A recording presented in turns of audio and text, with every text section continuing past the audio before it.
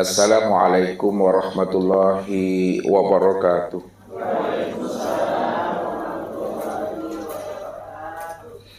Alhamdulillah. Alhamdulillahilladzi nawwir qulubana binuri ma'rifati wal yakin wa adkhilna ma'al awliya'i wassolihin. Wassalatu wassalamu ala sayyidina Muhammadin nabi sayyidil mursalin wa ala alihi wa sahbihi rasulillahi ajma'in. Wa qala Allah ta'ala fil Qur'anil Karim, a'udzu billahi minas syaitonir rajim, bismillahirrahmanirrahim. Sanurihim ayatina fil afaq wa fi anfusihim hatta yatabayyana lahum annahul haqq. Wa fil adi ayatul lil mukminin wa fi anfusikum afala tubsirun. Awalam yatafakkaru fi anfusihim balil insanu ala nafsihi basyira. Sadaqallahul azim. Bapak Ibu, saudara-saudaraku dan anak-anak kami jamaah Tauhid Rabbani, para muhibbin dan para pencari Tuhan yang dirahmati Allah. Ilmu yang tertinggi di dalam ilmu Islam itu adalah ilmu ma'rifat. Makanya ilmu ma'rifat itu disebut juga namanya ilmu tua. Karena yang tua itu adalah Tuhan. Maka tua itu maknanya secara makna rasa, makna kasab. Ya, tua itu artinya Tuhan wujud. Maka ilmu ma'rifat itu adalah ilmu tua, yang tua itu adalah Tuhan. Tuhan itulah yang wujud itu adalah Allah. Jadi jikalau kita ingin mendapatkan ilmu ma'rifat ini, ilmu yang tertinggi ini, maka hendaklah kita itu bersyariat. Karena ilmu syariat itulah jalan bagi kita untuk kita bisa usul kepada ilmu thariqat. Kalau kita sudah sampai kepada ilmu thariqat, maka ilmu thariqat itu juga jalan wasilah untuk kita sampai kepada ilmu hakikat. Nah, kalau sudah sampai kita kepada ilmu hakikat, maka ilmu hakikat itu pula lah yang menghantarkan kita untuk bisa usul kita kepada ilmu ma'rifat. Orang yang telah sampai kepada ilmu ma'rifat, maka ilmu ma'rifat itu juga tangga. Ilmu ma'rifat itu adalah jalan dan wasilah untuk kita bisa liqa, bermusyahadah dan bermuwajahah dengan Rabbnya. Makanya ilmu ma'rifat itulah ilmu yang tertinggi di dalam ilmu Islam itu. Dan ini wajib kita tuntut, wajib kita pelajari dan kita pahami. Supaya kita tahu benar-benar jalan pulang dan kembali kepada Allah. Karena Allah menjelaskan tentang rahasia dirinya kepada kita. Wa anna ila rabbikal muntaha. Sesungguhnya Rabbmu itu, aku ini kata Allah, adalah akhir kesudahan perjalanan hidupmu. Akhir kesudahan perjalanan hidup dan diri kita di alam dunia ini. Berapapun umur dan usia yang Allah titipkan kepada kita, pasti satu saat kita akan berpulang dan kembali kepada Allah. Di mana datangnya situ pulangnya, di mana hilang di situ dicari. Kalau memang asal kita itu adalah Allah, pasti pulang dan kembalinya kepada Allah. Kalau Allah sudah memberitahukan kepada kita, karena Dia adalah hakikat sekalian diri, Dia adalah hakikat segala sesuatu, dan Dia adalah hakikat sekalian Allah. Satu saat kita pasti pulang dan kembali kepada Dirinya. Lalu bagaimana kita pulang dan kembali kepada Allah itu benar-benar lurus dan terang pulang dan kembalinya. Maka supaya kita benar-benar lurus dan terang pulang dan kembalinya, wajib kita mengenal Allah itu dengan pengenalan yang sempurna, zahir dan batin. Makanya Allah tegaskan kepada kita, Wa asbagha alaikum ni'amahu zahiratan wal batinah. Ingatlah kata Allah, aku ini adalah Rabbmu, aku ini telah menyempurnakan nikmat aku kepada dirimu zahir dan batin.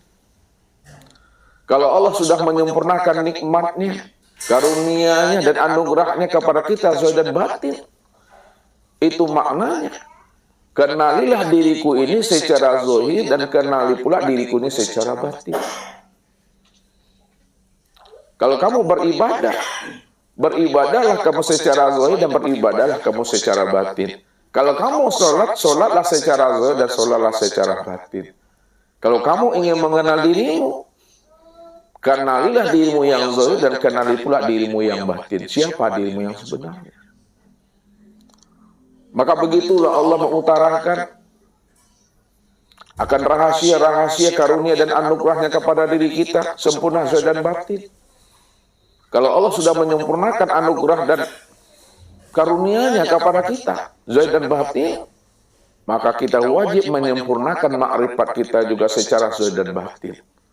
Supaya pulang dan kembalinya kita itu benar-benar dalam keadaan terang dan selamat.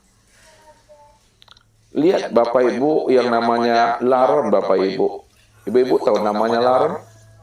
Lihat. Laron itu kalau ada cahaya, ya, dia selalu hingga mencari cahaya itu. Walaupun dia mati di cahaya itu, tapi matinya di dalam terang. Jadi kalau diibaratkan, kalau diumpamakan kita ini adalah sebuah laron. Ya, ingin mencari cahaya, ingin mencari sumber cahaya. Sumber cahaya, sumber terang, itu adalah Allah. Kalau kita sudah sampai kepada sumber cahaya, yaitu Allah, maka berhentilah kita di situ, patuhlah kita di situ. Andai kata kita sudah berhenti dan patuh di sana, intisalul amri wajtanibun nawahi, andai kata pun kita mati kita itu sudah di dalam terang. Matinya kita itu sudah di dalam dekapan kandungan Rahman dan Rahimnya. Inilah orang yang selalu dikungkung oleh Allah dengan kasih sayangnya. Maka siapa yang telah berada dalam kungkungan Allah, dalam dekapan Allah, dalam pelukan Rahman Rahimnya Allah, maka dialah yang akan menjadi wali dan kekasihnya Allah. Maka bukti menjadi wali dan kekasihnya, Allah beri jawabannya, inna awliya Allah minal muttaqin. Sesungguhnya para waliku dan kekasih aku itu, di mana rohani, hati dan jiwanya benar-benar jinak patuh kepada aku, kata Allah. Dia tetap selalu berada istiqomah di dalam kasih sayangnya aku, kata Allah. Orang yang telah istiqomah berada di dalam kasih sayangnya Allah, maka dialah senantiasa mendapatkan bimbingan dan tuntunan Allah. Wa may yu'min billahi yahdi qalbahu yahdillahu linurihi may yasha. Siapa yang rohani, kalbunya, jiwanya telah benar-benar jinak dan patuh kepada aku, maka aku akan anugerah ke dalam hatinya itu hidayah dan petunjuk. Aku bukakan rahasia diriku kepada dirinya. Kalau Allah sudah bukakan rahasia dirinya kepada diri kita, maka orang yang telah mendapatkan rahasia diri Allah, Allah langsung mengajari dirinya. Maka itulah yang disebut namanya ilmu hikmah. Itu yang disebut namanya ilmu laduni. Itu yang dikatakan nama ilmu kasab. Langsung Allah yang maha alim mengajari kita itu, membukakan tirai rahasianya kepada diri kita ini. Jadi kalau kita ingin diajari oleh Allah secara langsung tentang rahasia dirinya dan siapa diri kita ini sebenarnya, syaratnya hanya satu saja, Bapak Ibu, yang diminta Allah. Apa syarat yang satu yang Allah minta kepada kita? Supaya Allah benar-benar ingin mengajar kita itu dengan penuh curahan kasih sayangnya. Wattaqullah wa yu'allimukumullah. Benar-benarlah kamu bertakwa kepada aku. Takwa dalam pandangan aku. takwa dalam penilaian aku. Siapa yang sudah benar-benar takwa dalam pandangan dan penilaian aku, kata Allah. Wa yu'allimukumullah. Aku sebagai Allah, maka akulah langsung mengajari ilmu kepada dirimu. Allamal insan ma lam ya'lam. Aku mengajarkan kepada dirimu ilmu yang tidak pernah kamu ketahui, kata Allah. Kalau Allah mengajari kita ilmu yang tidak pernah kita ketahui, maka itulah yang disebut namanya ilmu laduni, yang langsung Allah arahkan, yang langsung Allah turunkan dan Allah hujamkan ke dalam kalbu ruhani dan jiwa kita ini. Maka selalu kita ini menjadi orang yang patuh dan penurut kepada Allah. Jangan kita sekali-kali ucapan kita, perbuatan kita, dan tingkah laku kita itu membuat Allah itu murka dan sedih dengan tingkah laku ucapan kita ini. Kalau kita benar-benar ingin menjadi kekasihnya, benar-benar kita ingin menjadi walinya, maka hendaklah kita benar-benar menjadi orang yang patuh saja di hadapan Allah itu, Bapak Ibu. Hidup itu jangan menye-menye, Bapak Ibu. Tahu menye-menye, Bapak Ibu? Mungkin Pak Adi tahu bangik lah tuh. Menye-menye. Ya, jangan neko-neko hidup itu. Lurus saja lah hidup itu. Ya, jangan bernegosiasi dengan Allah, jangan taruh-menawar dengan Allah. Ya. Hendaklah kita bersifat sami'na wa ata'na. Makanya Allah sebagai Allah, apa kata Allah? Wa rabbuka yakhluqu ma yasha' wa yakhtar makana lahumul khiyar. Akulah Allah Rabbmu, yakhluqu ma yasha'. Karena aku adalah Allah Rabbmu, maka akulah yang berhak menjadikan kamu sesuai dengan pilihan aku, kata Allah. Sesuai dengan maunya aku, sesuai dengan kehendaknya aku. Maka lahumul khiyar. Pilihanmu, kehendak dan keinginan kamu tidak berlaku bagi kehendak dan keinginan aku. Kamu mesti ikut kehendak dan maunya aku, kata Allah. Bukan aku yang mengikuti kehendak dan maunya kamu. Makanya Allah katakan wa ma tasyauna illa ayyasha Allah. Tidak ada yang bisa berbuat, berkehendak dan berkeinginan sesuai dengan kehendak dan keinginannya. Akan tetapi kamu wajib berbuat dan berkehendak sesuai dengan kehendak dan keinginan aku. Maka disitulah Allah menjelaskan tentang diri. Apa kata Allah?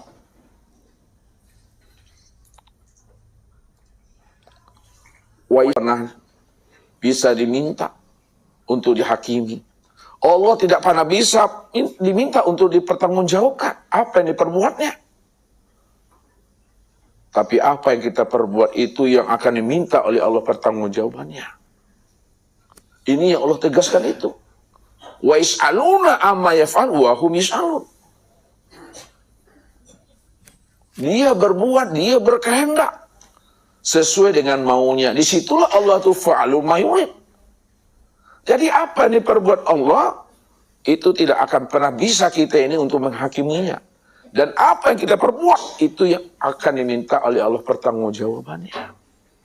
Situlah Allah menggunakan hak vetonya itu, menunjukkan sifat jalal akan kebesaran dirinya itu. Fa'alu lima yurid. Ini yang mesti kita kenal. Ini yang mesti kita pahami tentang rahasia akan dirinya itu. Sehingga kita benar-benar menjadi orang yang patuh, orang yang cinta, orang yang penurut di hadapan Allah, Bapak Ibu. Kalau kita benar-benar sudah menjadi orang yang patuh, rohani dan jiwa yang telah jinak kepada Allah, insya Allah hidup kita akan menjadi hidup yang rahmatan lil alamin dan rahmatan fil alamin. Maka untuk mengenal akan rahasia dirinya, maka wajib kita mengenal siapa diri kita ini yang sebenar-benarnya. Maka untuk lebih paham dan lebih jelasnya Bapak Ibu, siapa kita dan siapa Allah, maka tunggulah pesan-pesan berikut ini. Baik Bapak Ibu, ya, di Ustadz katakan bahwa ilmu yang tertinggi di dalam ilmu Islam itu adalah ilmu ma'rifat. Ilmu ma'rifat itu di atas ilmu syariat, thariqat dan hakikat. Jadi buah daripada ilmu syariat, thariqat dan hakikat ini yang disebut namanya ilmu ma'rifat. Maka orang tua kita dahulu, orang siswa, namanya tahu siswa lain, ya. Ibu Lia pasti tidak tahu orang siswa. Orang kita dulu mengatakan ilmu ma'rifat itu ilmu tua, karena yang tua itu Allah, ya. Tua, nah, tua itu Tuhan wujud Allah. Makanya jangan merasa tua Bapak Ibu, yang tua itu Allah, ya. Tua tuh. Siapa yang tua? Aku yang tua. Aku Allah qadim wujud. Ya. Ini bukan ilmu otak-atik nih. Bukan ilmu cocok logi nih. Ini ilmu rasa yang Allah beri kepada orang-orang yang dikehendakinya. Jadi orang-orang yang kasab itu Allah bukakan rahasia-rahasianya. Aku tua. Aku itu Allah. Allah qadim wujud. Allah yang qadim itu wujud. Siapa yang wujud? Itu yang Tuhan. Tuhan itu yang wujud, itu yang sebenarnya. Maka aku tua. Allah qadim wujud, Tuhan itulah yang wujud sebenar-benarnya. Inilah yang disebut namanya dengan ilmu ma'rifat. Jadi jangan Bapak Ibu takut belajar ilmu ma'rifat. Takut sesat. Sesat kepada Allah, selamat Bapak Ibu. Ya enggak apa-apa sesat, asal sesatnya kepada Allah. Tapi kalau sesat daripada Allah, ayo neraka juga tampi itu mah. Ya. Kalau sesat daripada Allah, neraka tempatnya itu. Tapi kalau sesat kepada Allah, insya Allah selamat Bapak Ibu itu.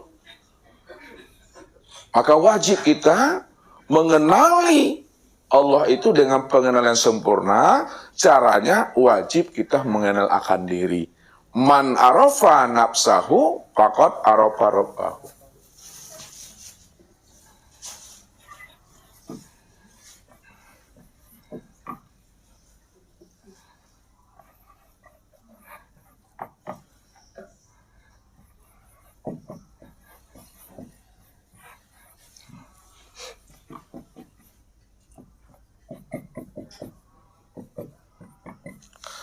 Man arafa nafsahu, ya. Siapa yang kenal akan dirinya, siapa yang mampu mengenali akan rahasia dirinya, faqad arafa rabbahu, maka sungguh dia pasti mengenal akan Tuhannya. Makanya ilmu yang paling mudah kita tuntut, kita pelajari, itu adalah ilmu ma'rifat. Ilmu ma'rifat itu ilmu ketuhanan, ilmu mengenal Allah. Maka sebelum adanya segala yang ada, sebelum adanya sesuatu, maka yang lebih dahulu ada sebelum adanya sesuatu itu adalah Allah. Maka Allah itu yang tua. Allah itu yang Tuhan yang wujud. Sejak dahulunya, sekarang, dan yang akan datang. Yang payah itu bukan mengenal Allah Bapak Ibu. Yang payah itu apa Ibu lihat? Yang payah itu belajar ilmu apa? Hah, Dewi? Yang payah itu ilmu belajar tentang diri. Ya, itu yang payah, mengaji diri. Kalau mengenal Allah mudah. Sebab jalannya bagaimana? Siapa yang telah mampu mengenali rahasia dirinya, pasti dia akan berjumpa, bersua, dan bertemu dengan Rabb-Nya. Maka wajiblah kita itu mengenal diri ini. Kenal diri. Ya. Bagaimana kita mengenal diri Bapak Ibu? Ya. Cara mudah untuk mengenal diri, Bapak Ibu wajib ya mengenal namanya mati. Bagaimana Bapak Ibu belajar tentang mati, Bapak Ibu aja belum mati. Karena orang yang mati yang tahu dengan diri. Makanya untuk mengenal diri Bapak Ibu wajib mengenal mati. Bagaimana caranya Ustadz belajar mati? Ustadz, kita belum mati lagi Ustadz. Kalau Bapak Ibu tak bisa mengenal mati, maka wajib Bapak Ibu belajar mengenal tidur.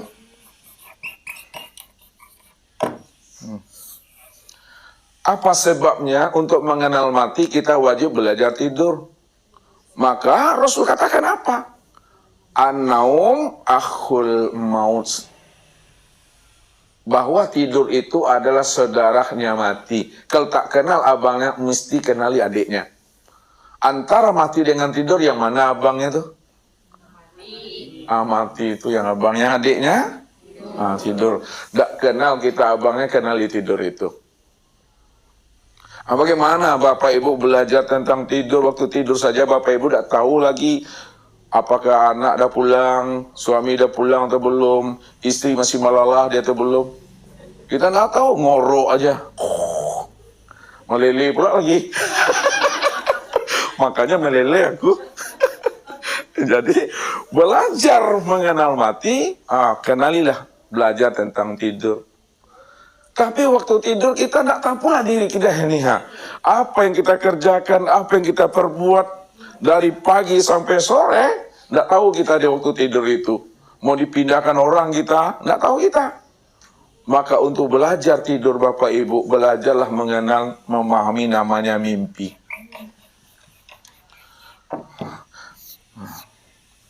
Belajar mengenal tidur, pelajari, pahami, mengenal namanya mimpi. Bapak Ibu pernah mimpi? Pernah? Kalau Bapak Ibu pernah mimpi, insya Allah Bapak Ibu kenalkan diri Bapak Ibu. Ya.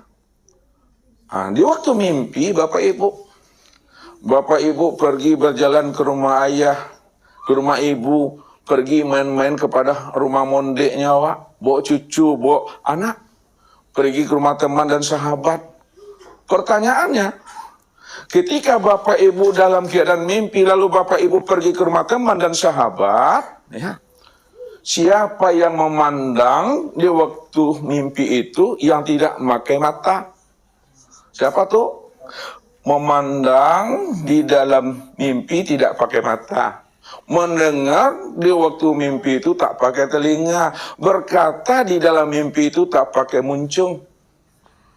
Berjalan di dalam mimpi itu tak memakai kaki. Mana itu? Yang melihat tak pakai mata. Yang melihat tak pakai mata di waktu mimpi itu, inilah namanya si basir.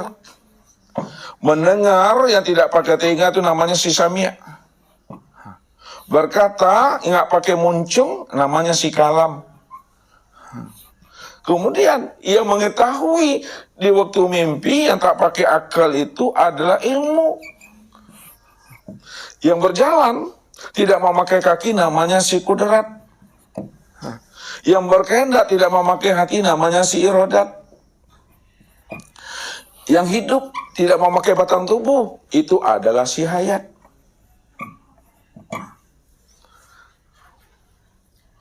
Ya. Sekarang pertanyaannya, siapa si basir yang memandang tak pakai mata, si sami' mendengar tak pakai telinga, si kalam berkata tak pakai muncung?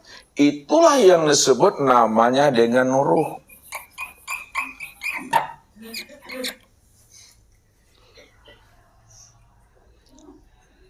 Itulah ruh. Ruh itulah yang dikatakan, ya, tajalli, sifatnya si basir, si sami', si kalam, si ilmu, kuda, iradat, dan si hayat itu Bapak Ibu. Ini yang di Bapak Ibu ruh. Mandi yang tidak basah dengan air, ya, itu adalah ruh itu. Makanya ketika kita mandi di rumah ayah ibu kita, ya, pada saat kita tersentak bangun, tersadar kita dari mimpi kita, rupanya kita masih terbujur di tempat tidur, di pembaringan baru. Ya. Nggak ada basah badan kita. Rupanya yang berjalan itu yang mana? Yang mandi itu yang mana? Ini yang ruh itu. Ini yang diri Bapak Ibu. Siapa ruh itu? Ruh itu adalah rahasia Allah. Makanya Allah jelaskan, wa yas'alunaka 'anir ruh, kulli ruh min amri rabbi.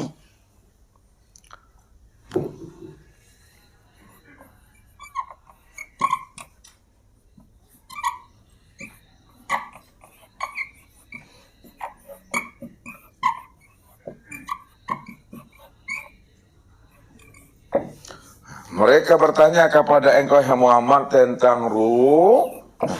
Katakanlah Muhammad bahwa ruh itu adalah rahasia Tuhanku. Jadi ruh ini disebut namanya rahasia Allah, Bapak Ibu.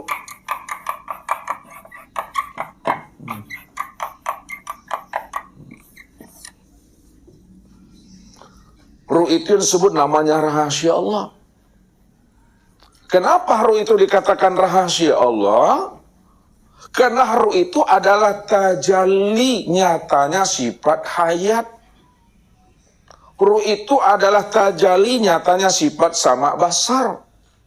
Ruh itu adalah tajalli sifat kalam ilmu qudrat dan iradat Allah itu. Kalaulah ruh itu dikatakan rahasia Allah, pertanyaannya, siapa yang hidup itu sebenarnya? Siapa yang iradat, siapa yang kudrat, yang ilmu, yang kalam, yang sama basar itu terlain adalah aku, kata Allah. Wa fi anfusikum afala tubsirun. Aku ini telah wujud menjadi rahasia dirimu. Kenapa tidak kamu perhatikan, kata Allah? Kenapa tidak kamu pahami? Siapa sebenarnya yang wujud pada dirimu? Siapa sebenarnya yang menjadi rahasia dirimu? Balil insanu ala nafsi basyira. Siapa sebenarnya melihat pada matamu? Yang mendengar pada telingamu, yang berkata pada lisanmu? Itu tiada lain adalah aku, kata Allah. Makanya aku itu maknanya Allah qadim wujud. Nah, jadi kalau tulisan Melayu, ya aku nih. Nah, Allah qadim wujud. Aku itu yang tua tuh. Nih aku ini yang katakan tua. Tua. Siapa yang tua tuh? Tuhan wujud. Tuhan itu yang wujud. Siapa yang wujud? Ya aku. Rupanya Bapak Ibu, diri Bapak Ibu yang sebenar-benarnya itulah yang dikatakan diri seakmal diri. Nah, lihat. Diri Bapak Ibu yang sebenar-benarnya adalah diri seakmal diri. Diri Bapak Ibu yang sebenar-benarnya itu yang disebut namanya diri sejati. Diri Bapak Ibu yang sebenar-benarnya itu yang disebut namanya diri yang sebenar diri. Diri yang seakmal diri, diri sejati, diri yang sebenar diri itu tiada lain adalah Allah itu. Maka disitulah rahasianya. Siapa yang telah kenal dirinya? Faqad arafa rabbahu, pantaslah dia mengenal Tuhannya. Karena Tuhan itulah sebenarnya dirinya. Kenapa Tuhan itu yang sebenarnya dirinya? Karena memang Allah itulah yang wujud. Aku yang wujud.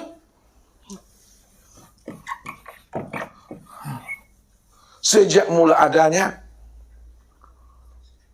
Belum ada segala yang ada, belum ada kata-kata ada. Aku sudah lebih dulu ada sebelum adanya alam, sebelum adanya sesuatu. Sebelum adanya masa ruang. Bahkan yang menciptakan masa, ruang, dan waktu serta sesuatu aku, kata Allah. Maka akulah hakikat sekalian daripada ruang. Akulah hakikat sekalian daripada masa dan waktu itu. Akulah wujud yang mutlak, kata Tuhan. Makanya ilmu ma'rifat itu ilmu yang paling tua. Karena dialah yang paling dahulu ada sebelum adanya segala yang ada ini. Ini yang wajib kita pahami. Wajib kita pelajari, wajib kita tutup. Sebelum ajal itu sampai. Sebelum kematian itu datang kepada diri kita. Maka supaya kita kenal dan paham siapa diri dia sebenar-benarnya. maka wajib kita ini keluar kita dari diri kita. Kalau kita dah paham tadi, kata Ustadz, yang diri Bapak Ibu itu ruh, ya. Siapa ruh yang sebenarnya? Tiada lain adalah Allah. Maka jalan untuk mengenal bahwa ruh itu tiada dan adalah nyatanya rahasia Allah. Rahasia Allah itu tiada adalah Allah. Untuk mudahnya kita memahami bahwa ruh itu tiada lain rahasia Allah dan Allah yang sebenarnya, maka wajib kita keluar dari diri kita. Inilah pesan Nabi. Mutu qabla anta mutu.